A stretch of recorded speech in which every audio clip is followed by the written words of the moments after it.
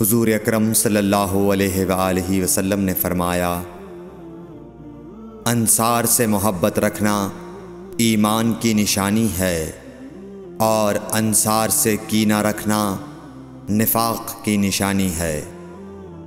صحیح بخاری حدیث نمبر 17۔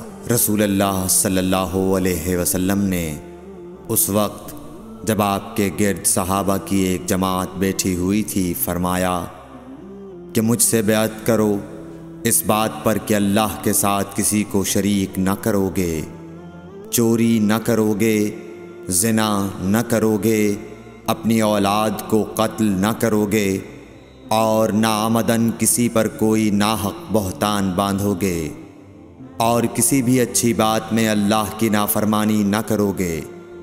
جو کوئی تم میں اس عہد کو پورا کرے گا تو اس کا ثواب اللہ کے ذمے ہے، اور جو کوئی ان بری باتوں میں سے کسی کا ارتکاب کرے اور اسے دنیا میں اسلامی قانون کے تحت سزا دے دی گئی تو یہ سزا اس کے گناہوں کے لیے بدلہ ہو جائے گی، اور جو کوئی ان میں سے کسی بات میں مبتلا ہو گیا اور اللہ نے اس کے گناہ کو چھپا لیا تو پھر اس کا معاملہ اللہ کے حوالے ہے، اگر چاہے معاف کرے اور اگر چاہے سزا دے دے۔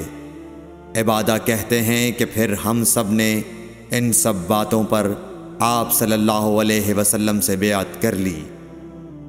صحیح بخاری حدیث نمبر 18۔ رسول اللہ صلی اللہ علیہ وسلم نے فرمایا، وہ وقت قریب ہے جب مسلمان کا سب سے عمدہ مال اس کی بکریاں ہوں گی، جن کے پیچھے وہ پہاڑوں کی چوٹیوں اور برساتی وادیوں میں اپنے دین کو بچانے کے لیے بھاگ جائے گا۔ صحیح بخاری حدیث نمبر 19۔ رسول اللہ صلی اللہ علیہ وسلم کسی کام کا حکم دیتے تو وہ ایسا ہی کام ہوتا جس کے کرنے کی لوگوں میں طاقت ہوتی۔ اس پر صحابہ کرام نے عرض کیا کہ یا رسول اللہ، ہم لوگ تو آپ جیسے نہیں ہیں، آپ تو معصوم ہیں اور آپ کی اللہ پاک نے اگلی پچھلی سب لغزشیں معاف فرماتی ہیں، اس لیے ہمیں اپنے سے کچھ زیادہ عبادت کرنے کا حکم فرمائیے۔ یہ سن کر آپ ناراض ہوئے، حتیٰ کہ خفگی آپ کے چہرہ مبارک سے ظاہر ہونے لگی۔ پھر فرمایا کہ بے شک میں تم سب سے زیادہ اللہ سے ڈرتا ہوں اور تم سب سے زیادہ اسے جانتا ہوں، پس تم مجھ سے بڑھ کر عبادت نہیں کر سکتے۔ صحیح بخاری حدیث نمبر 20۔ حضور اکرم صلی اللہ علیہ وآلہ وسلم نے ارشاد فرمایا، جس شخص میں یہ 3 باتیں ہوں گی وہ ایمان کا مزہ پالے گا۔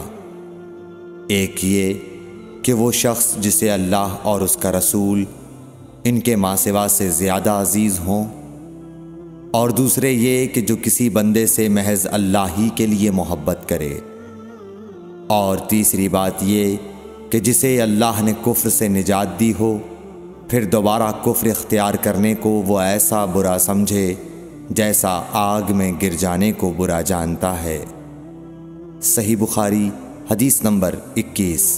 حضرت محمد مصطفیٰ صلی اللہ علیہ وآلہ وسلم نے فرمایا، جب جنتی جنت میں اور دوزخی دوزخ میں داخل ہو جائیں گے، اللہ پاک فرمائے گا جس کے دل میں رائی کے دانے کے برابر بھی ایمان ہو اس کو بھی دوزخ سے نکال لو۔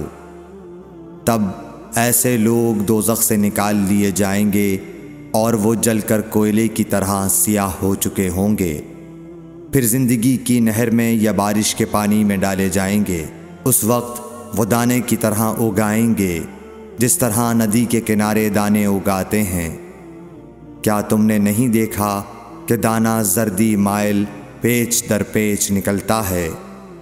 صحیح بخاری حدیث نمبر 22۔ حضور اکرم صلی اللہ علیہ وآلہ وسلم نے فرمایا، میں ایک وقت سو رہا تھا، میں نے خواب دیکھا کہ لوگ میرے سامنے پیش کیے جا رہے ہیں اور وہ کرتے پہنے ہوئے ہیں، کسی کا کرتا سینے تک ہے اور کسی کا اس سے نیچا ہے۔ پھر میرے سامنے عمر بن خطاب لائے گئے۔ ان کے بدن پر جو کرتا تھا اسے وہ گھسیٹ رہے تھے، یعنی ان کا کرتا زمین تک نیچا تھا۔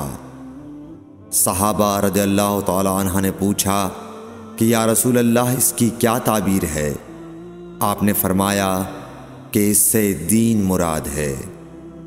صحیح بخاری حدیث نمبر 23۔ ایک مرتبہ رسول کریم صلی اللہ علیہ وسلم ایک انصاری شخص کے پاس سے گزرے، اس حال میں کہ وہ اپنے ایک بھائی سے کہہ رہے تھے کہ تم اتنی شرم کیوں کرتے ہو؟ آپ نے اس انصاری سے فرمایا کہ اس کو اس کے حال پر رہنے دو، کیونکہ حیا بھی ایمان ہی کا ایک حصہ ہے۔ صحیح بخاری حدیث نمبر 24۔ رسول اللہ صلی اللہ علیہ وسلم نے فرمایا، مجھے اللہ کی طرف سے حکم دیا گیا ہے کہ لوگوں سے جنگ کروں اس وقت تک کہ وہ اس بات کا اقرار کر لیں کہ اللہ کے سوا کوئی معبود نہیں ہے، اور یہ کہ محمد صلی اللہ علیہ وسلم اللہ کے سچے رسول ہیں، اور نماز ادا کرنے لگیں اور زکوٰۃ دیں۔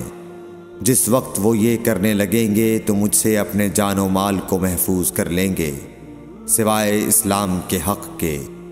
رہا ان کے دل کا حال تو ان کا حساب اللہ کے ذمے ہے۔ صحیح بخاری حدیث نمبر 25۔